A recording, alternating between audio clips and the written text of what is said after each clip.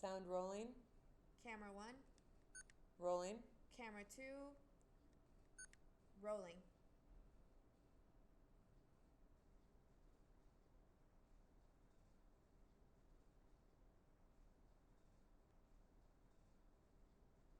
I'm Judith Maxwell. I have a lot of aliases, including Ishqanil, which is my Kaqchikel Maya name, Ishlambat, which is my Chuch name, Kuakera, which is my Tunica name. I have others, but we'll stop there.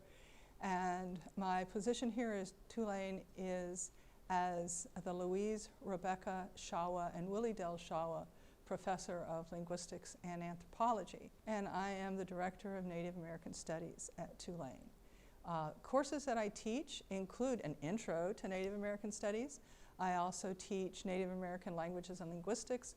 I teach the Kaqchikel language in a summer program in Guatemala.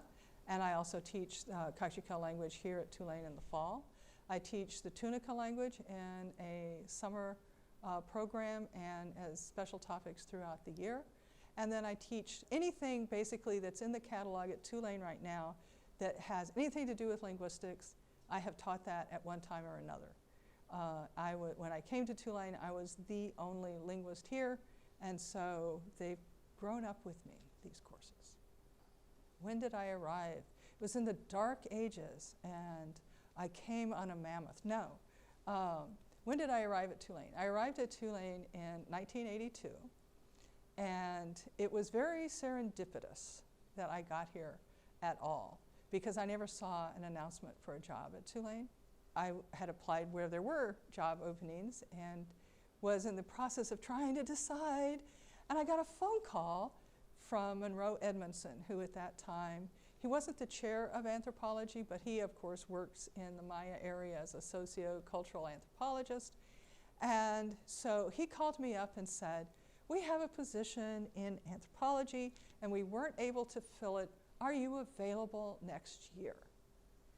And I thought, oh man, tenure track job, Tennessee, home. Oh, visiting assistant professor, Tulane. Oh. And so I actually consulted with professors at the University of Chicago. What should I do? And all I had to do, I just got as far as Tulane. They said, yes, take that one. And so I took their advice and took the job at Tulane. But that's how I got here. It was very exciting. The Stone Center has enabled me to basically do my research. Stone Center has gotten me to Guatemala at least once a year for the entire time I've been at Tulane. And since the Maya area, not only the Kaqchikel, but I've worked with 13 of the 22 Maya languages in Guatemala, and it's the Stone Center that's allowed me to get to Guatemala to have an active research project in Guatemala from the beginning. I've been here a long time, so there are lots of memories. And I was thinking about this, and I thought that one kind of thing that stands as like a cameo was when I was with the Kaqchikel class, Oxlajuj, and at this point in time, we were traveling around the country, staying in different communities, but we were staying in a Tz'utukhil town for the night, and we had gone to a restaurant to have supper. So one of the things we do in the course is when we eat together, we follow the Kaqchikel convention of thanking everyone that we ate supper with. And you have to thank them individually, starting with the eldest and going down to the youngest, and thank each person by name going around the circle. And that particular year, we had 10 students and 10 teachers, and then 2 group leaders, which if your math is really good, you'll notice comes out to be 22 people.